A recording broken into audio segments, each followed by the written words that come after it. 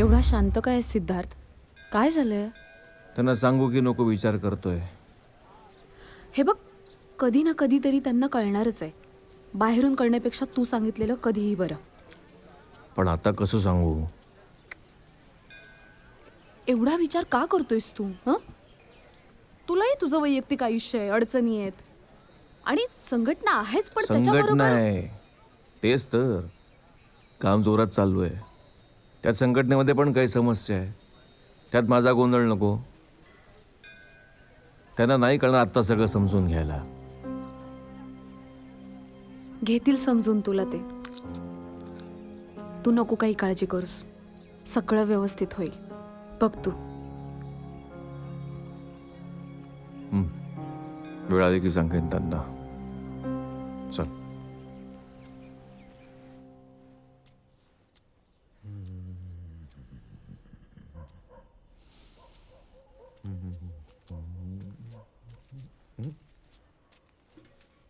अभिनंदन. कशाला? आयुष्याला घोडा लागला म्हणे तुमच्या. हा आता का झालं? पोलीस आले होते चौकशी करत इथं. पोलीस? हा. कसली चौकशी? ते 2-4 पोरांना हाणलं ना तुम्ही गाईच्या प्रकरणात. त्यांनी तुझ्या संघटनेचं नाव घेतलंय. नाही, आम्ही नव्हतो तिकडं, दुसरं कोणीतरी केलंय. पटलं, 100% पटलं मला. पण पोलिसांना कसं काय पटणार आहे? नाही पटलं तर नाही पटलं. शाबास. कार्यकर्ता. हा कार्यकर्ता. रक्त जवळ उसळ्या मारताय ना तवर हिंडशीन. इकडं जा तिकडं जा. 4 टोले देशीन बी, 4 टोले खाशीन बी. पुढं हा हे काळ्याचं पांढरं झाल्यानंतर काय? आर चळवळ म्हणजे डोसक्याचं काम असतंय. बेफिकिरी काय उपयोगाची? आई बाप, सोयरे धायरे, बायका पोर अशीच वाऱ्यावर सोडायची? हा अर्थ तुमच्या जिंदगीवरती? असलं काय कामाचं उकिरडे फुंकत गावभर हिंडायचं? उकिरडा हुंगत फिरत नसतो. लोकांसाठी लढतो, समाजासाठी करतो आम्ही. हं? समाजासाठी? हं? अंगावरती केशी पडल्यानंतर बघू ना कुठला समाज तुझ्यासाठी उभा राहतो. बघायच आम्ही कोर्टाच्या चौकीचे खेटे घालायला. 2 पावसाळे पाहिले म्हणून आहे ना लय घोड्यावरनं फिरू नको. तोंडावर पडलास ना तो उचलायला सुद्धा कोणी येणार नाही. मला शिकवतोस.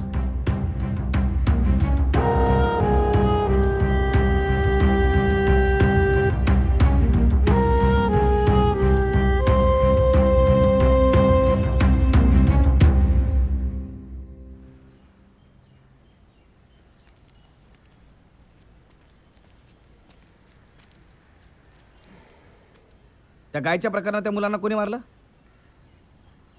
का मारलं? ठरलं होतं ना आपलं? मग का? 1 मिनिट. म्हणजे कुणी मारलं? हा आणि मला कसं माहित नाही? विचार. मी मारलंय.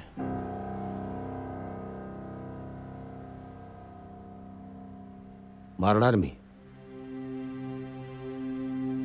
तुम्ही सगळे खुर्ड्यामध्ये बसून बांग देताय. भाई हे काय बोलणं झालं? आपला हिंसेला विरोध आहे, क्रांतीला नाही. आणि हिंसेनेच क्रांती होत नाही. कधी कधी शांत संविधानाच्या मार्गाने आपण चळवळ नाही का करू शकत? मग इतके दिवस काय करत होतास तू? सुरुवात होती, प्रयत्न होता लोकांपर्यंत पोहोचण्याचा. पण आता आपल्याला बदललं पाहिजे. आपल्याला अन्यायाविरुद्ध आवाज उठवायचा होता, दहशत नव्हती पसरवायची. तू दहशतवादी म्हणतोयस मला? दहशतवादी म्हणतोयस तू मला? तुमच्या चुका पोटात घालतो जास्त करता का तुम्ही? चुका?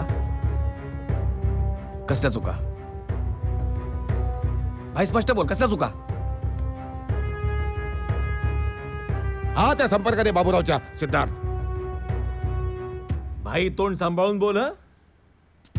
मी शांत याचा अर्थ असा नाही की तू काही बोलशील आणि मी ऐकून घेईन. पण तुझ्याकडे पुरावा काय आहे रे आमचे संबंध सांगणारा? सांग ना. सभेच्या दिवशी तू मध्येच सभा सोडून गेलास. दंगल झाली तिथे तू गेल्यावर. आम्हाला अटक झाली, तू आलास, सोडला आम्हाला लगेच. नंतर पुन्हा गायब झाला हा. अरे जातोस कुठे, कुठे गायब होतोस कुठे? त्या दिवशी सभा चालू असताना होताच कुठे सांग ना.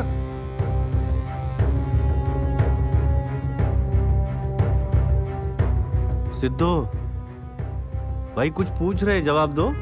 हाच विश्वास आहे का माझ्यावरचा तुमचा? हाच विश्वास आहे का? त्या दिवशी अलका घर सोडून आली होती माझ्याकडे. अगं अलका, तू मूर्ख आहेस का? तू घर सोडून का आलीस? मग काय करायला हवं होतं मी सिद्धार्थ?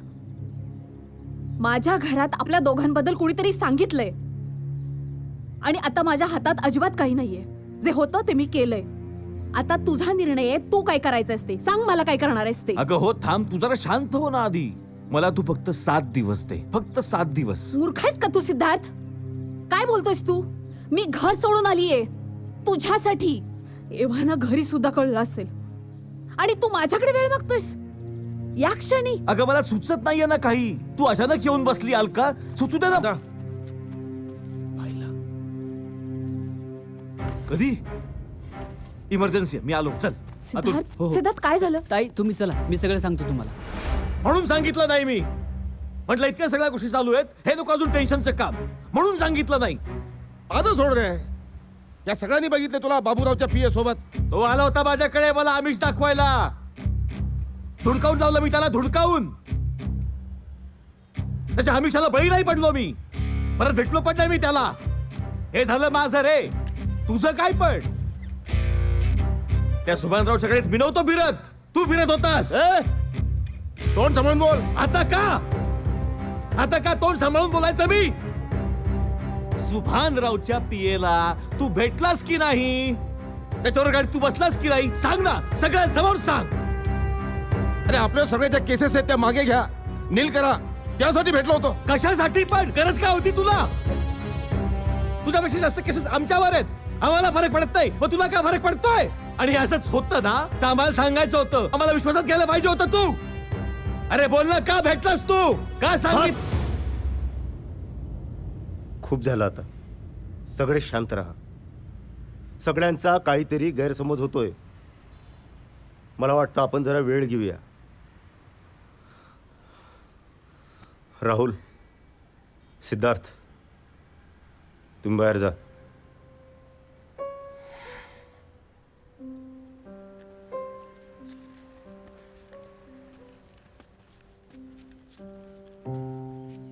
भाई तुम सुभान राव को मिलने गए थे?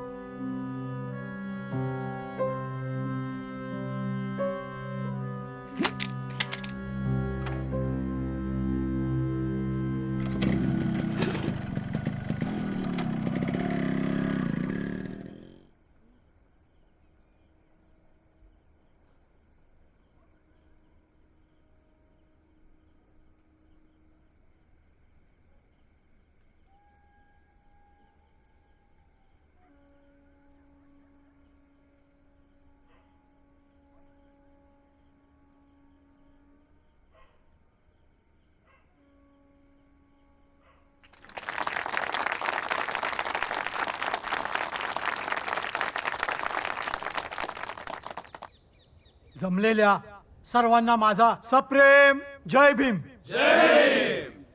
मित्रांनो, मी अनेक संघटना बघितल्या आणि कामही केलं. सळसळत्या रक्ताच्या तरुणांची आणि वेळ आल्यास लढणारी भिडणारी ही संघटना पाहून मला आमचे जुने दिवस आठवले. संघटना अनेक आल्या गेल्या, येतीलही आणि जातीलही, पण इतक्या कमी वेळात फक्त लोकांच्या दारात नव्हे तर प्रत्येकाच्या मनात घर करणारी ही पहिलीच संघटना असेल असं मला वाटतंय. आणि भाई बद्दल काय बोलायचं? भाई तर भाई आहे. मित्रांनो, भाई सारखा माणूस या संघटनेला देशाच्या कानाकोपऱ्यात पोचवेल असा मला विश्वास वाटतो. आणि भाईनीच मला सांगितलं की त्याने ही संघटना कशी उभी केली, कशी माणसं जोडली, कसे कार्यकर्ते घडवले, रात्री अपरात्री त्याने किती लोकांची मदत केली, कसे प्राण वाचवले. एवढंच नाही, प्रसंगी अनेक वार अंगावर झेलले, तुरुंगवासही भोगला. भाई, मला तुमचा अभिमान आहे.